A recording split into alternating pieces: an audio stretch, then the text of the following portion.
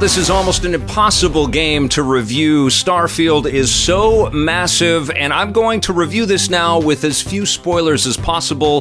The embargo is up. I'm able to talk about this game, and I've been wanting to. It's been so hard to not share the experience as you go, because one of the big things that I know about this game is that it's going to be completely different for everybody out there. Everybody's going to play this differently. They're going to have different types of encounters. Their choices are going to matter, and the directions that they go based on those choices are going to be very unique, and that is one of the best things about this experience. You can see that and feel that as you play, just like you could in the Elder Scrolls games and the Fallout games that Bethesda Game Studios has kind of built their reputation on. They've made incredible games, and the expectations for Starfield was that they were going to hit it out of the park once again, and I think for the most part they have, absolutely. Like, there's just so much that the game gives you, so many options, the ability to build your own ships and create your own outposts, and the directions that you go with the different types of factions that you'll meet out there, pirates and mercenaries and religious fanatics and military people, and you've got to kind of guide and navigate your way through the star system as you join up with this group called Constellation, which is all about exploration and going through the stars and uncovering mysteries. And that starts right away, by the way. You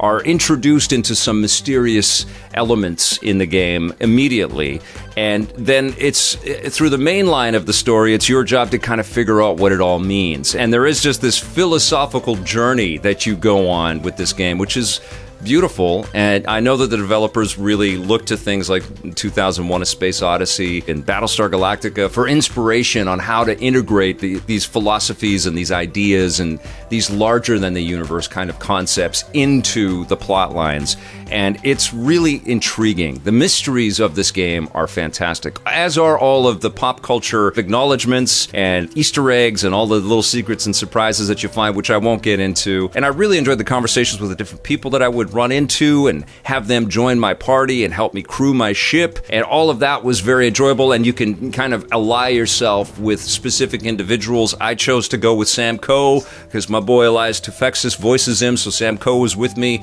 through my whole journey into Starfield. You get embroiled in the personal stories of all of these individual characters, and the game really tries to embrace the idea that you're getting to know and love these characters. And unfortunately, one of the things that kind of undermines that kind of love for these characters is that they don't look great by 2023 standards. They look a little dead-eyed, a little mannequin-like, you know? They're just not animated properly. Their faces all have this same style all the way through. Some characters look a little bit better depending on the backgrounds and the environmental lighting and stuff that you get into, but meeting with these characters and getting to either like them, despise them, or need them, or whatever, and they just aren't that cool looking, you know? And it's hard not to reflect on the phenomenal character designs of Baldur's Gate 3, which also has an enormous amount of characters to introduce into the game. It's really difficult not to think of that. I also thought of the Mass Effect games and how blown away I was by the look of those characters in those games at the time. And I guess the Legendary Edition did a good job of sort of upscaling all of that stuff. But these characters, they look okay. You know, they look cool in their outfits, and I love that there's a third-person camera.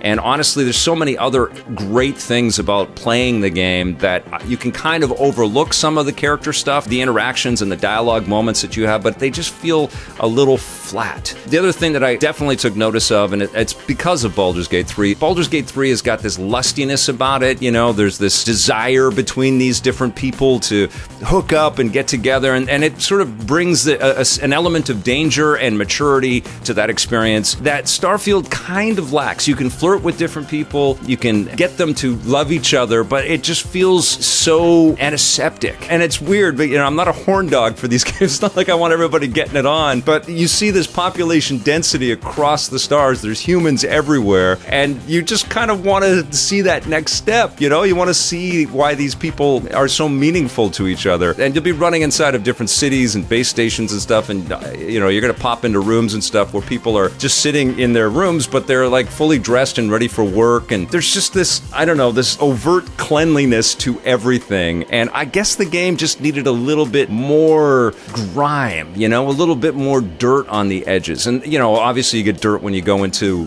the caves. There's lots of caves and things to explore. I think you guys know what I'm getting at here. I just wanted it to feel a little bit more human and vital than it is. Everything is just like so science-y and professional in Starfield, and it's still really cool. It still like piques all the interest that you still want to go, you still want to meet with the different people, and there are scumbags, and definitely violence is a big part of the experience.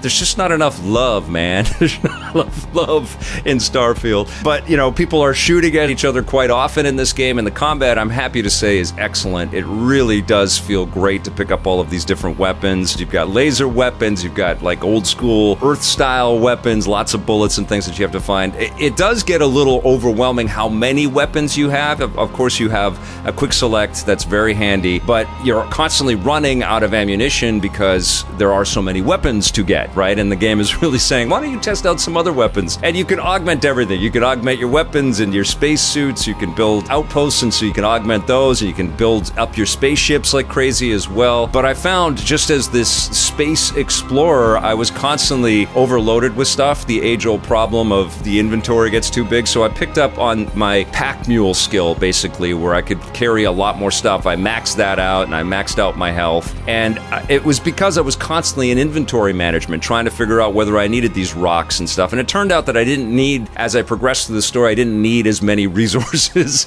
as many rocks as I was carrying around all over the galaxy. So I was dropping those, but I was also dropping weapons all the time. And I don't know, for my kind of playstyle, I feel like there could have been a little bit more balance with weapon management and also some cargo management. You have a cargo hold in your ship, but I filled that up as well. Of course, you can add new cargo holds and stuff to the ship. But you see what I mean? Like, everybody's going to come at this completely differently. People are going to play this totally stealthily. They're going to play this diplomatically. They're going to go into every engagement and try to persuade their way out of things. And I did try that a little bit. They're going to avoid the space battles, the spaceship battles and stuff. And those were fun for sure. I did find it a little weird, at least in my playthrough so far. Maybe there's some huge grand reveal. There were no moon buggies. There was no way to like jump onto like craft on these huge planets. So you're just trudging, man. You're walking and you're looking at your scanner and you're trying to find anomalies, and you know, you're taking in the resources and scanning the alien life and the plants and stuff, picking some of that up and overloading your inventory,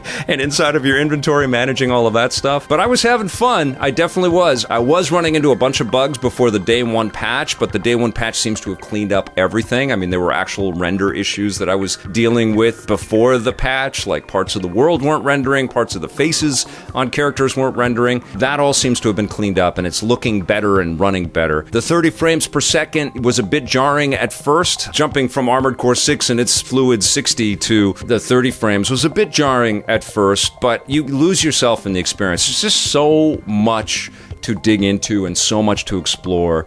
And I think this is the start of a 10-year experience, just like Skyrim is. I think a lot of people are going to love this. I think the modding community is going to go crazy for this. Of course, there will be enhancements and there will be new content added. I would be shocked if we don't get some ground-based transportation in the future. I also think that the robots could come into play a little bit more with the humans. Like, they could be carrying stuff, you know, part of your inventory. Maybe you can. I mean, that's the thing. Like, I couldn't try every system. This is a game of systems. This is like, let's let people do as much as they want to do until they break the game kind of game, you know? And I'm really, really anxious to see what people create with Starfield and the stories that they build off of Starfield, and hearing about all the things that I have missed during my playthrough of Starfield. I've really enjoyed it. I haven't loved it. It's not my favorite thing of 2023 so far. Still have a lot more to see though. But from what I played so far, I'm going to give Starfield an 8.5 out of 10.